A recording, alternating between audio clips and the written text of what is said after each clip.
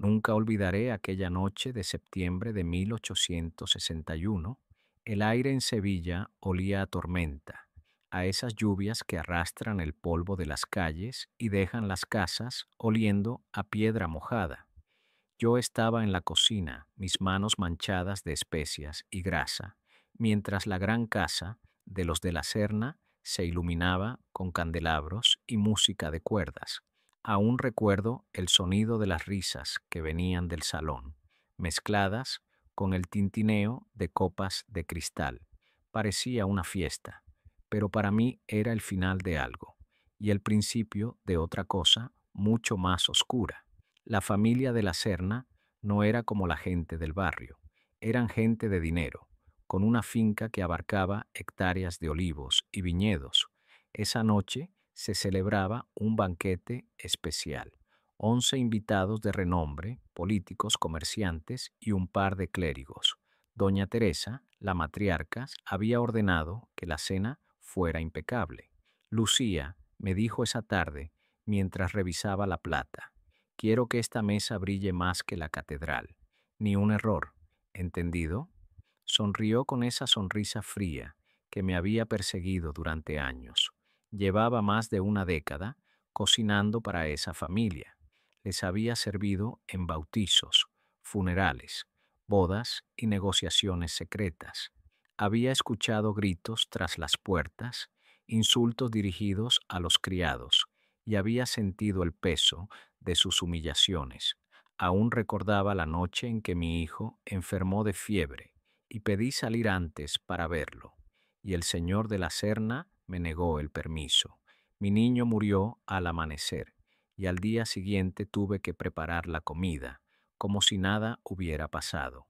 Esa herida nunca cicatrizó.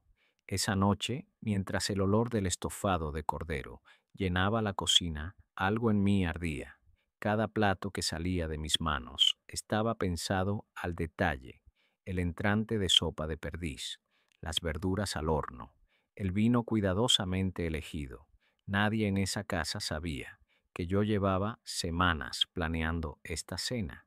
Nadie imaginaba que mientras pelaba cebollas, mezclaba algo más en las ollas, algo que no se notaría ni en el olor ni en el sabor, pero que estaría en cada bocado.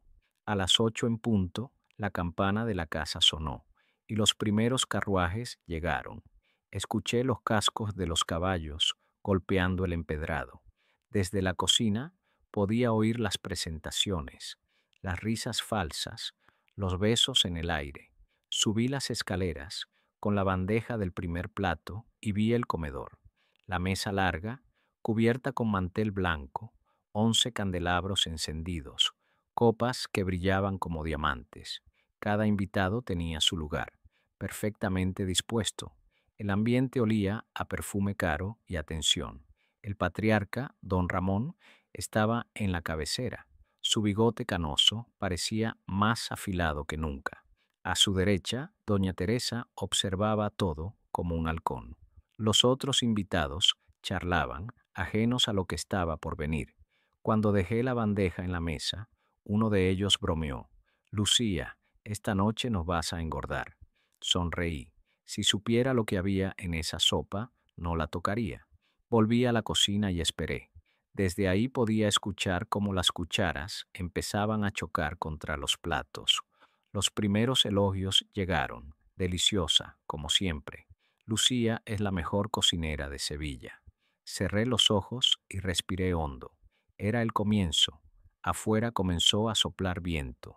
Las ventanas vibraban y un trueno lejano hizo callar las conversaciones por un segundo.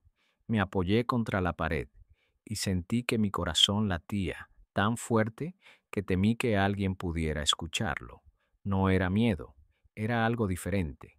Era la calma antes de la tormenta. La tormenta no tardó en desatarse. La primera ráfaga de viento apagó 2 candelabros y el salón quedó en una penumbra inquietante. Uno de los invitados rió nerviosamente, diciendo que aquello parecía una escena de teatro. Nadie respondió. La criada encendió de nuevo las velas y el banquete continuó. Desde la cocina observaba cada gesto. Tenía la puerta entreabierta y podía ver sus rostros, satisfechos, sonrojados por el vino, hablando de política y de negocios.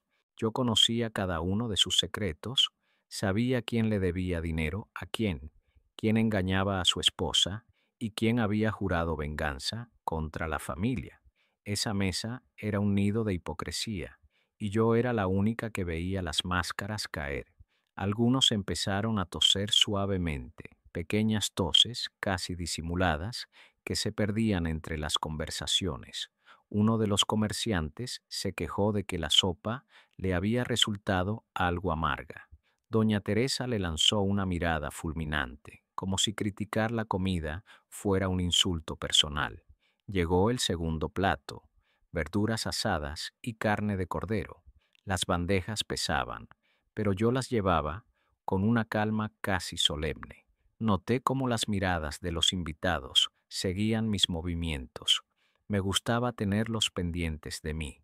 Era como si intuyeran que aquella noche yo tenía el verdadero control.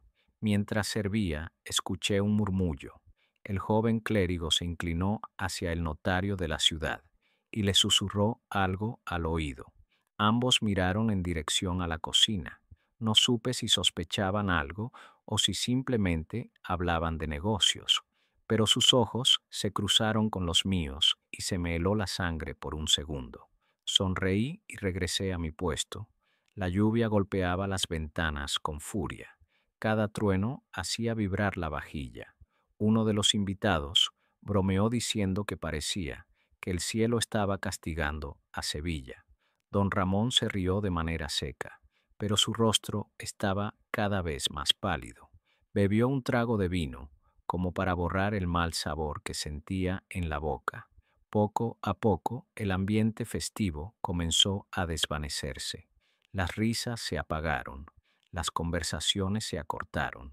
El sonido de los cubiertos arañando los platos era lo único que llenaba el aire. Desde mi rincón podía sentir la tensión crecer, como si toda la casa estuviera conteniendo la respiración.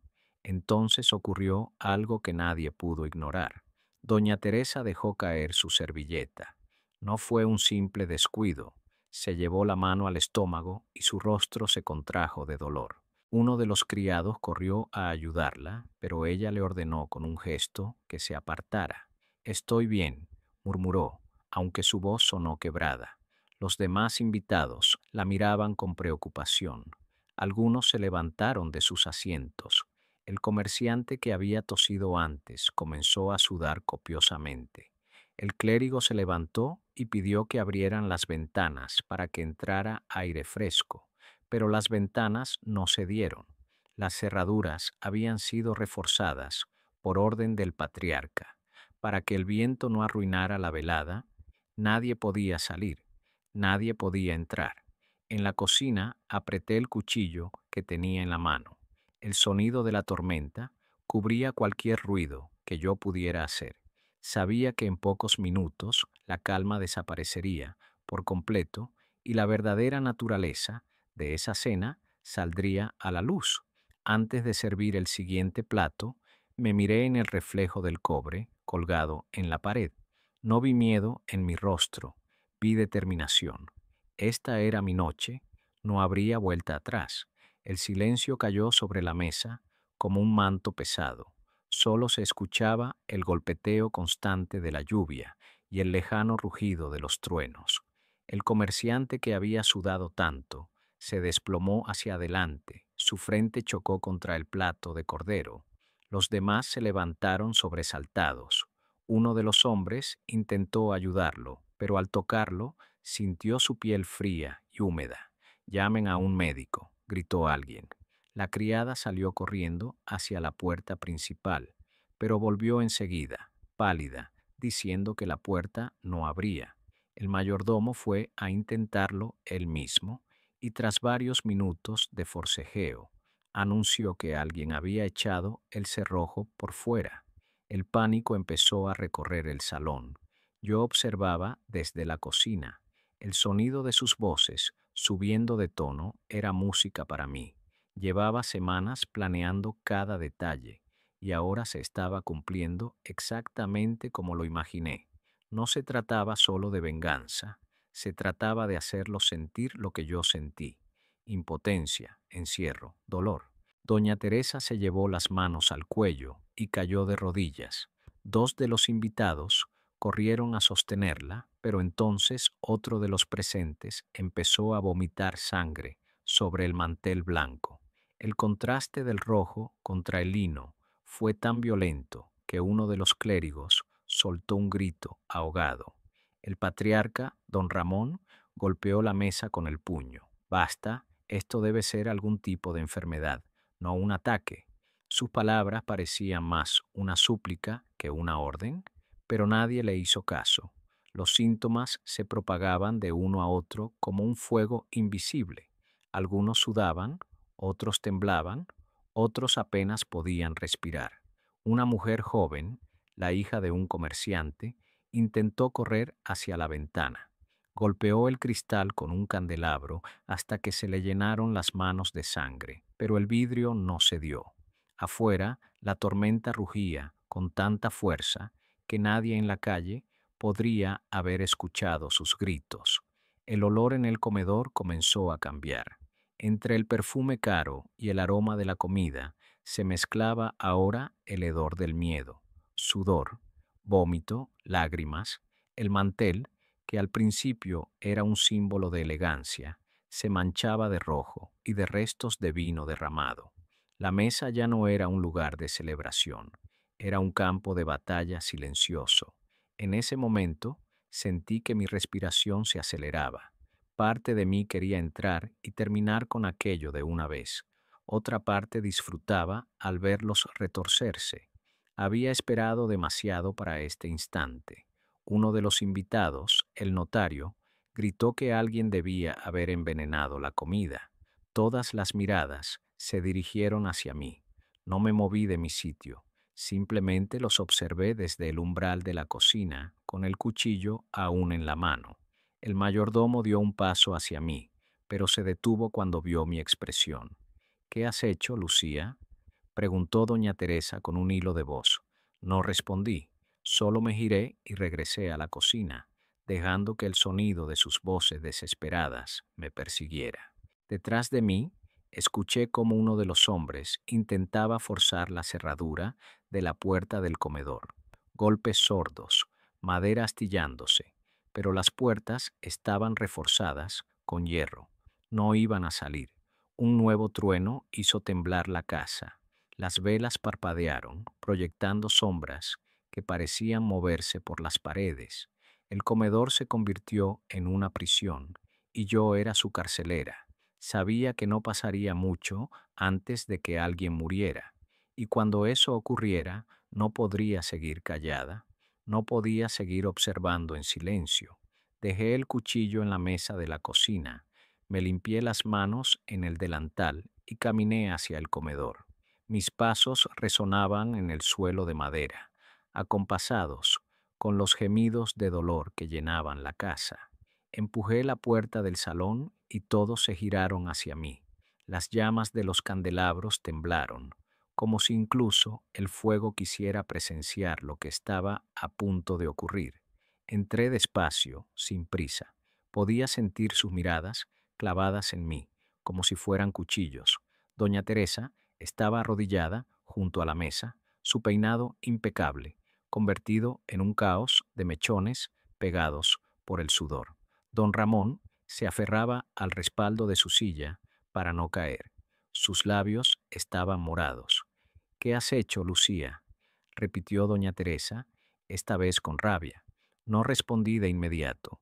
Caminé hasta la cabecera de la mesa y me apoyé en el respaldo de la silla del patriarca. Miré los 11 lugares puestos, la comida a medio comer, las copas manchadas de vino. Respiré hondo y hablé lo que tenía que hacer. Un murmullo recorrió la sala. El notario se puso de pie, tambaleándose, y señaló mi delantal. Fue ella. Ella nos ha envenenado. No negué nada. Di un paso hacia la mesa y comencé a hablar, no a gritos, sino con una calma que parecía más aterradora que cualquier alarido. Durante 10 años serví esta mesa. Durante 10 años escuché cada insulto, cada orden dada, como si yo fuera un animal. Durante 10 años cociné mientras mi hijo moría en una cama de fiebre, porque el señor de la Serna no me permitió salir a verlo. Mi voz se quebró un instante, pero continué. Lo enterré sola. Ustedes no estuvieron ahí, ni siquiera preguntaron por él. Don Ramón abrió la boca para decir algo, pero se ahogó en una tos seca. Pensé en perdonarlos.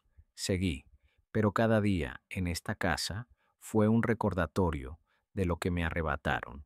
Cada cena, cada fiesta. Y hoy decidí que esta sería la última.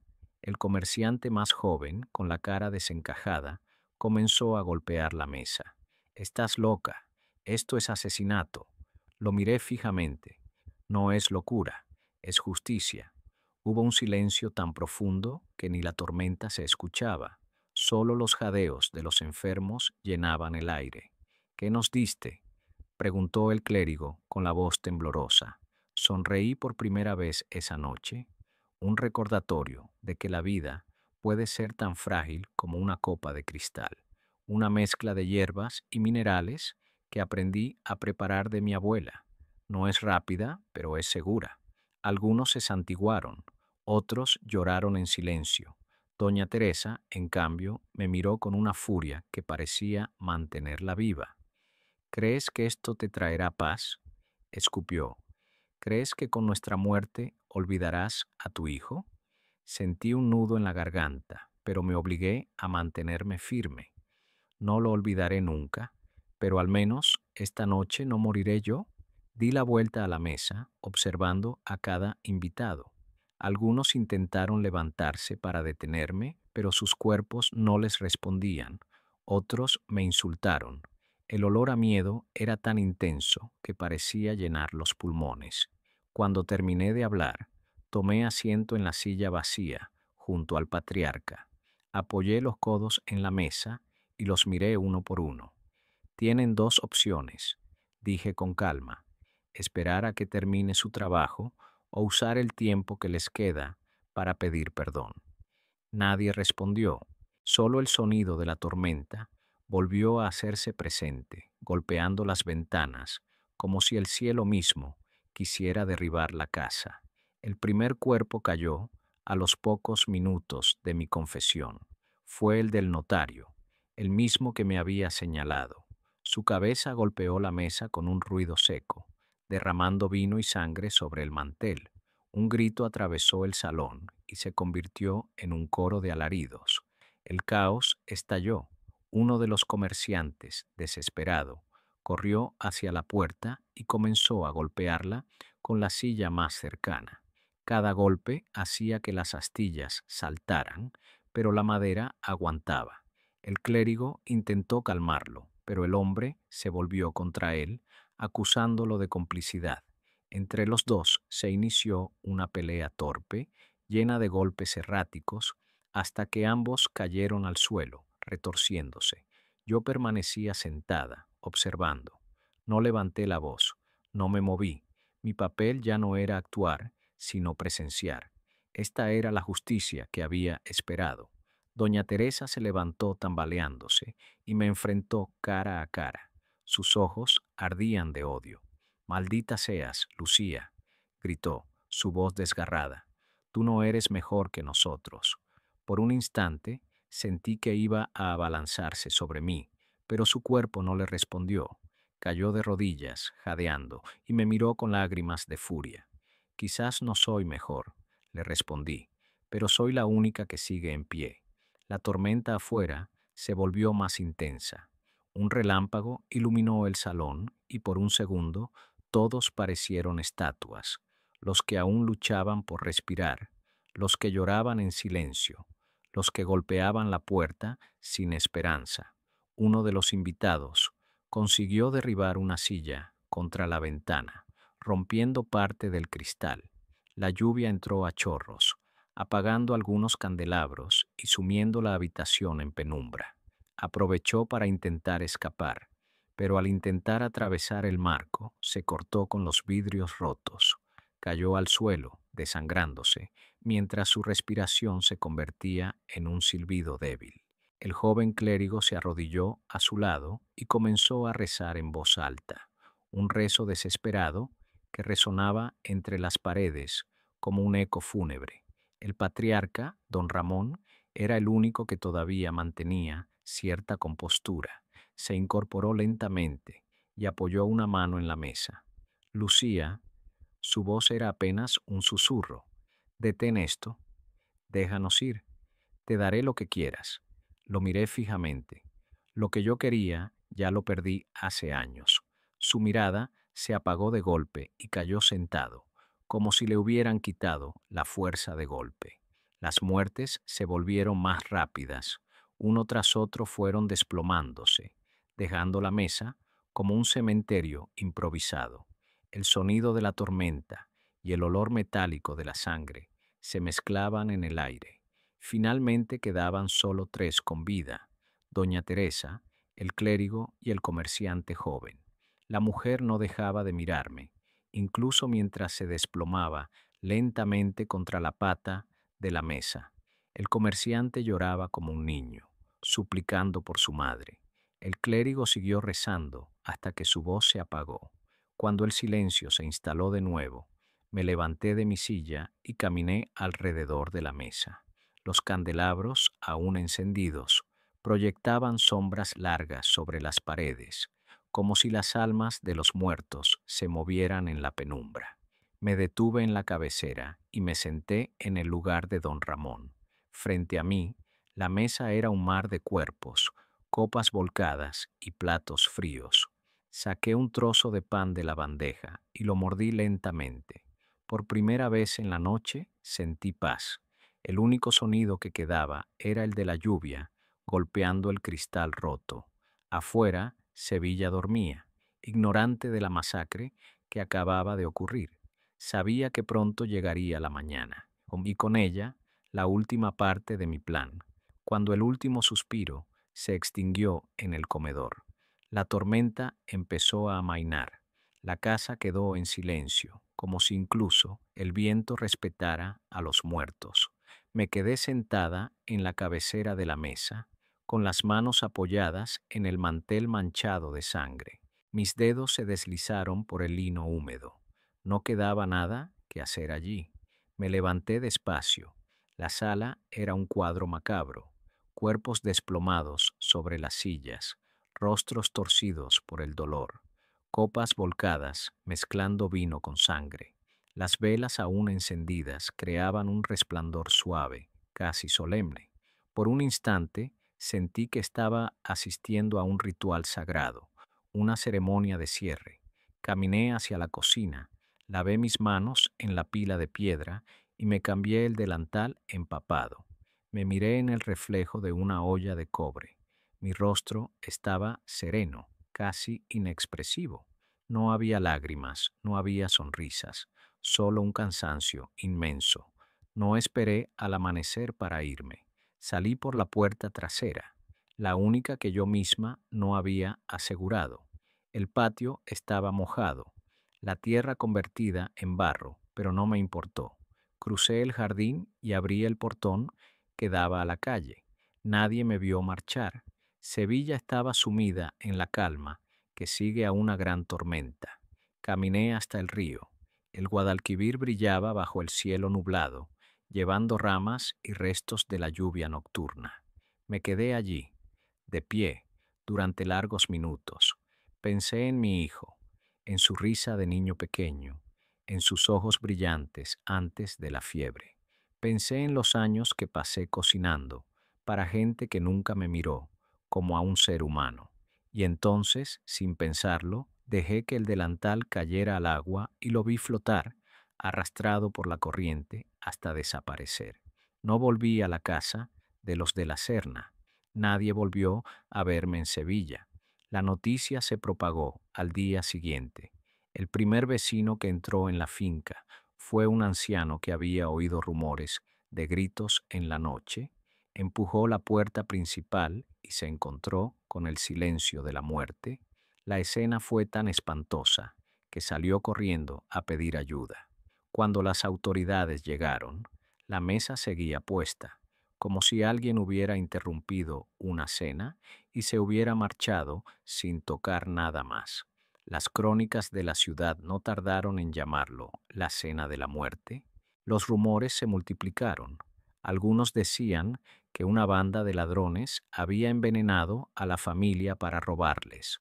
Otros aseguraban que fue un castigo divino.